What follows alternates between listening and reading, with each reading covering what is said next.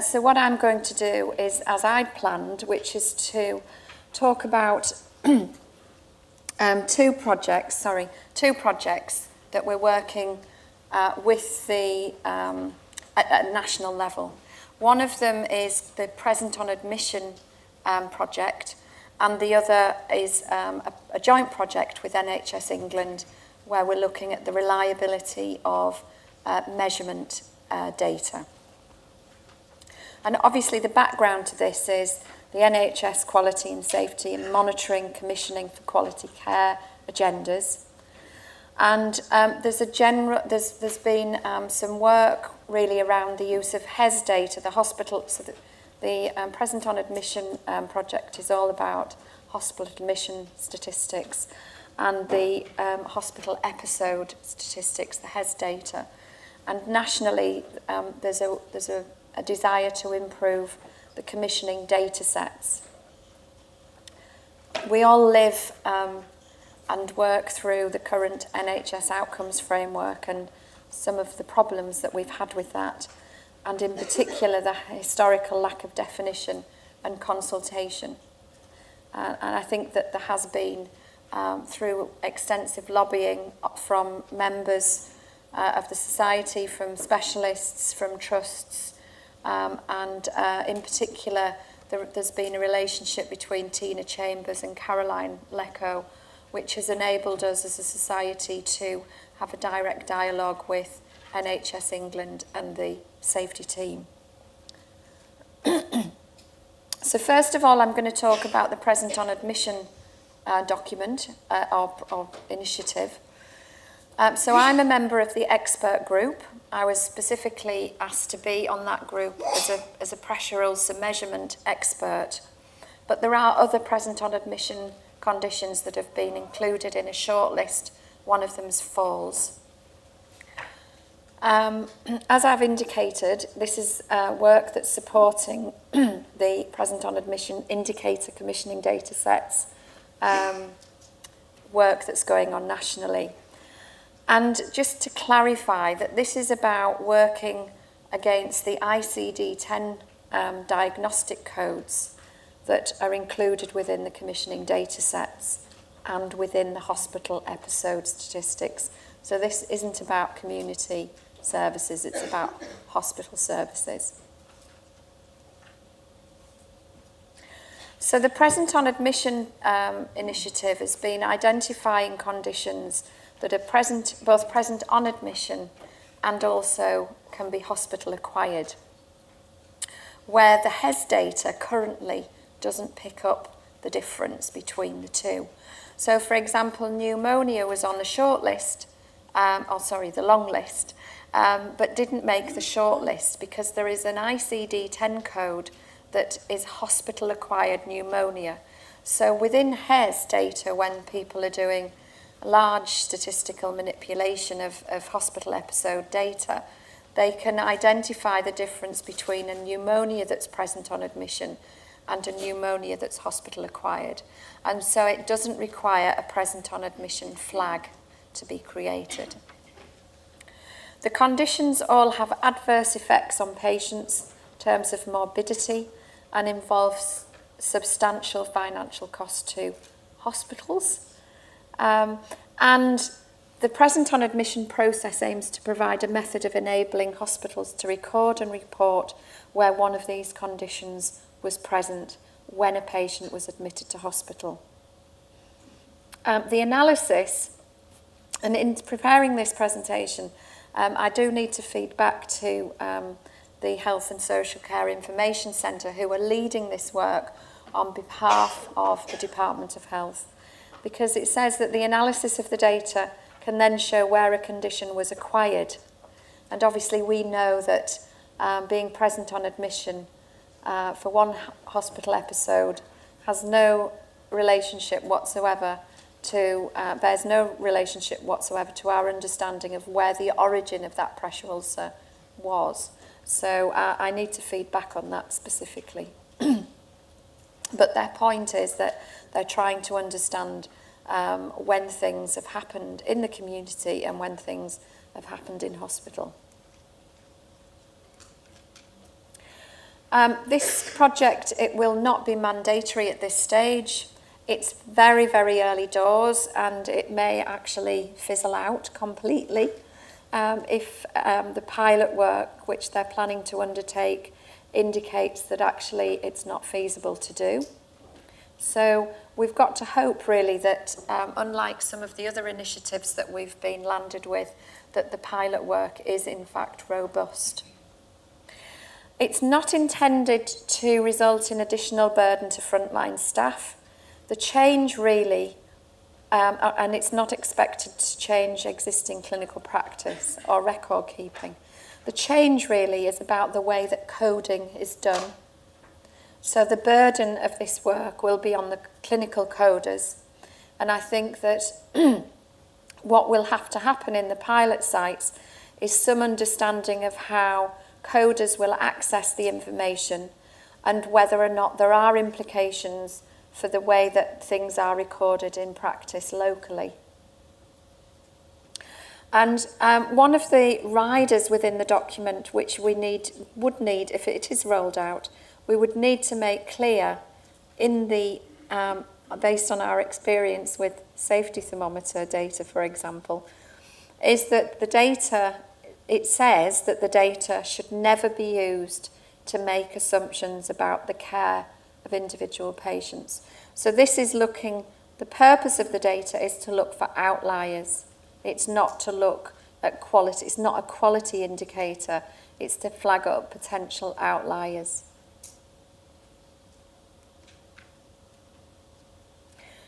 So for each present on admission condition, within the guidance document, it's not yet released. I'm not sure when it's going to be released. It's called version 1 at the moment, so it should be imminent. Is the title of the condition, the purpose, the reason for inclusion, the clinical definition, the definition of what we mean by present on admission, things that are included and excluded, how to code, and the technical result and key references. So I'm just going to go through for the pressure ulcer outcomes these components. So the clinical definition that we've used for a pressure ulcer is the NPUAP, EPUAP 2009 classification system. And what we will do is make sure that that's updated appropriately if there is an amendment with the new guideline. The definition of present on admission is that an indication of present on admission should be recorded next to a diagnosis of ulcer if a category 2, 3, 4 unstageable or suspected deep tissue injury pressure ulcer was present at the time of admission. And what I did was consult, because of the timescales, I consulted with the Northern and Yorkshire Regional Tissue Viability Nurse Group in terms of what we thought should be included within this definition. And we wanted to make sure it was future-proof. So whilst recognising that many of you don't include suspected deep tissue injury and there's variation on the use of unstageable, we wanted to make it future-proof. It's not about comparable data across centres. It's about how things will be coded. So by including all of the 6 categories within the EPUAP, MPUAP guideline, then we can future-proof the implementation of this work. It doesn't mean that people are going to need to change practice. So the pressure ulcers that would be included would be categories 2, 3, 4 unstageable and suspected deep tissue injury.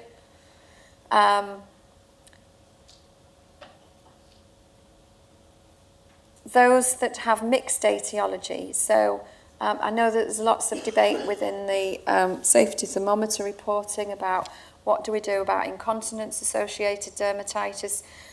So if there's an incontinence-associated dermatitis that has got nothing to do with pressure, then it would not be reported. But if there's clinically there is a judgment made that it is a combined incontinence and pressure ulcer, then we would report it. There was also debate about device-related ulcers, and it was felt very strongly that we should include device-related ulcers. So an equivalent pressure ulcer from a device would be included as a present on admission indicator, and similarly for casts. It's also acknowledged in the document that at clinical level there may be use of category, grade and stage, and that they would be interchangeable terms for the purposes of classification. Excluded conditions would be a Category 1 pressure ulcer, a Category 1 equivalent device-related ulcer, cast-related ulcer, incontinence-associated dermatitis that has got nothing to do with pressure, diabetic foot ulcers, which I'm sure will cause some clinical difficulties, and ischemic foot ulcers. And then the big difficulty with this work is how to code. So one of the major problems with present on admission recording of pressure ulcers and recording pressure ulcers per se in the HES data is that the ICD-10 coding has a classification for Decubitus ulcers. And so what we're saying is that Category 1, Category 2, Category 3, Category 4 are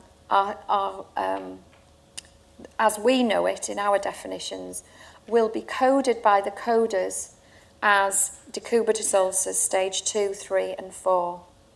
And there's a difficulty in unstageable and deep pressure ulcer injury because there isn't ICD-10 codes or categories for those classifications of ulcer. So within the document it says that if there is a code for or a description in the clinical notes of unstageable or deep tissue injury, it would be classed as L89.9, i.e. unspecified. So the unspecified category might include a pressure ulcer that's got no grade in the clinical record, or unstageable or DTI. And at some point, one of the things that we need to take forward, I'm looking to see if Lizette's in the room, and Dimitri, are they? Oh, Lizette's at the back, and Dimitri. Oh, Dimitri's at the front. So one of the things that this has highlighted is the limitations of ICD-10 coding. We can only record one pressure ulcer per patient in ICD-10 because it doesn't allow us to record more than one pressure ulcer. And there's also this problem of terminology. And we flagged it up. There was a move about just before Christmas from the Australians who wanted to change the ICD-10 coding to pressure injury. And then there was emails across the globe to our key collaborators from each country to say, please, please find your ICD-10 code lead, national lead, because we want them to feed into, there's a consultation, if there's, with ICD-10, somebody proposes a change to ICD-10, and then all of the other countries around the world that use ICD-10 have to put forward objections or agreements to the change. And so we had a worldwide flurry of emails to put forward objections to the proposed change by the Australians. And we said that we wanted to have this discussion internationally. And one of the things that the guideline development group said was that they couldn't deal with it within the current guideline group, despite the sort of inclusion of so many countries. And it's something that we're going to take forward. The international pressure ulcer organisations are going to take forward and put forward a different recommendation to the ICD-10 code coordinators. So this project is limited by the coding that is currently used. which is why I said it may all just disappear in a big fizzle because of a number of problems. What I wanted to make sure was that whatever was in the present on admission definition and documentation would be fed into the next project I'm going to talk about, which is the reliability of data monitoring, and also obviously tie in clearly with the international guideline work that's going on. So, final slide, the technical result. It says that it's not intended that this will show where a patient's pressure ulcer has deteriorated.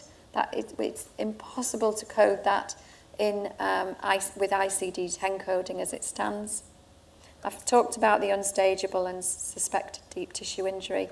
I've talked about the ICD-10 coding, and that we're petitioning the World Health Organization authority to change the codes. So the second part of this presentation, which is shorter, Heidi, just to reassure you, so I've got 10 minutes left of 30 minutes, is this the joint project with NHS England. And the Tissue Viability Society is funding this project. So when we talk about joint, it's joint in terms of doing the work, but it's not joint in terms of funding the work. And the background, I think, we're all very aware of. The outcomes framework, sequence, safety thermometer, ongoing lobbying. And the project aims are to review current hospital monthly safety thermometer prevalence data and local incidence monitoring systems and develop a standardised approach to pressure ulcer monitoring. And the timelines for this are for the next financial year of 2015 to 16. So unfortunately this year it's just business as usual. The specific objectives are to describe current methods of data collection for prevalence and incidence, so there'll be some interview work, to assess the reliability of safety thermometer prevalence data, to assess the reliability of local incidence monitoring systems, identify the pros and cons of both prevalence and incidence monitoring, and critically, to develop national guidance for pressure ulcer monitoring for both trusts and commissioners.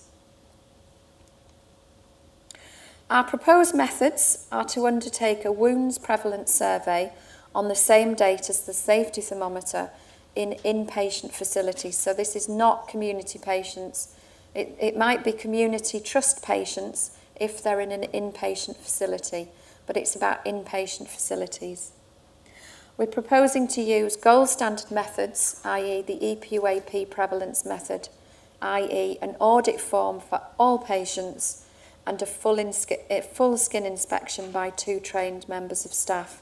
And what we want to do is ensure that those staff are independent and blind to the safety thermometer and incidence data. So we want these people to be independent of the routine data collection methods. And then we'll have a third independent assessor who will be blind to the wound audit data, who will record safety thermometer submission and incidence registry record where those are applicable, because obviously they're reported as they happen. They're not reported on a per patient basis. So it'll be where applicable. Now, before you all start worrying about having to do total hospital prevalence wound audits on the same day as your safety thermometer reporting, what we're proposing, in order to make this manageable, is to have a random sample of hospitals who currently participate in the safety thermometer census, and that will, we're randomising by stratifying, and we'll have some stratification factors to ensure that the sample that we have is representative. So the sorts of things that we'll be thinking about will be, what are their prevalence rates? So looking at the safety thermometer, who's in the middle, who are the outliers, either high and low. What type of trust are they? Are they a community trust? Are they secondary care? Are they tertiary care? What sort of geographical location are they in? And what sort of population do they serve? So we'll develop some sort of stratification matrix. And then within each participating trust, we'll then randomise a small number of wards so that each inpatient facility will only undertake a small amount of a small wound prevalence on a small number of wards. We'll probably have a percentage number of inpatients, for example. So we'll require the participating centres to provide us with a list of all of their wards, and we'll then randomise the wards across the participating centres to make the work manageable. So the milestones are quite challenging because the NHS, so this just relates to England. I apologise completely to those of you from Northern Ireland, Scotland and Wales, but the NHS is now unfortunately fragmented in this way. But NHS England want the data, the final report by the end of December 14, so that they can feed it into the guidance to commissioners for April 15. So we're currently in the process of agreeing the project proposal, and we need to do that by the end of April. We're setting up steering committees. We've got representative volunteers from the trustees of the society and suggested commissioners who would be useful, for example, on a steering committee. We're planning to, from your point of view, randomise trusts by the end of June so that we can get approval by the end of July and set up briefing meetings and so forth. And in advance of the safety thermometer census date in September. Then we'll have some data entry and analysis to do, and then a final report. The quantitative data collection will be supported by structured interviews with staff on the ward and tissue viability nurses and quality people within the trusts, so that we also have a description of the sorts of methods that are used to collect both the safety thermometer data and also incidence reporting. And that will be included within the report and will inform some of the discussions, I'm sure, that will be had. So acknowledgements. The NHS safety team, who are very, very aware of the issues that are faced at the coalface and are trying to influence the direction of travel moving forward. All of you guys who've been involved in lobbying, Tina, I mentioned earlier, who's played a critical role really in opening up the channels of communication with the NHS safety team. We feel that we finally got to speak to the right people. And Claire Ginn, who's a member of our Pressure Ulcer Research Service User Network in Leeds, who's also, she's been very instrumental in also getting us talking to the right people, because she works in Quarry House on the other side. And so she, as a service user and as an analyst, she's an analyst within the Department of Health, has been pushing for change in the way that the outcomes framework is being delivered on the ground. So thank you to those people. Thank you.